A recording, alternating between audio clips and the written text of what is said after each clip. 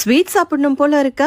அப்ப வாங்க சூப்பரா ஒரு பால் பூரி எப்படி செய்யுதுன்னு பார்க்கலாம். இத சாப்பிட ஆரம்பிச்சிட்டீங்கன்னா உங்களால நிறுத்தவே முடியாது. அந்த அளவுக்கு டேஸ்ட் சூப்பரா இருக்கும். இதுக்கு 2 கப் மைதா, 2 டேபிள் ஸ்பூன் ரவை, 1/4 ஸ்பூன் உப்பு, 1 ஸ்பூன் எண்ணெய் சேர்த்துட்டு இதை நல்லா மிக்ஸ் பண்ணிக்கோங்க. கொஞ்சம் கொஞ்சமா தண்ணி சேர்த்து இதை பூரி மாவு பதத்துக்கு டைட்டா பிசைஞ்சு ஒரு 10 நிமிஷத்துக்கு ஊற வச்சிருங்க. இன்னொரு பக்கம் 1/2 லிட்டர் பாலை தண்ணி சேர்க்காம காய விடுங்க. அதுக்குள்ள மிக்ஸி ஜார்ல ஊற வச்ச 10 முந்திரி, 10 பாதாம் கொஞ்சமா தண்ணி சேர்த்து பேஸ்டா அரைச்சு வச்சுக்கோங்க. பால் பொங்கி வந்து கொதிக்க ஆரம்பிச்சதும் இதுல அரைச்ச முந்திரி பாதாம், பால்ல ஊற வச்ச குங்குமப்பூ, 1/4 கப் சர்க்கரை, 1/4 ஸ்பூன் ஏலக்காய் தூள் சேர்த்துட்டு இதை நல்லா கொதிக்க விடுங்க. 10 நிமிஷத்துக்கு பால் கொதிச்சு இந்த அளவுக்கு திக்கான பொடியா கட் பண்ண நட்ஸ் சேர்த்து மிக்ஸ் பண்ணி இதை ஆஃப் பண்ணி ரெடியா வச்சுக்கோங்க. இப்ப மாவுல இருந்து பெரிய சைஸ் உருண்டை எடுத்து பெரிய சப்பாத்தியா தேய்ச்சிக்கோங்க.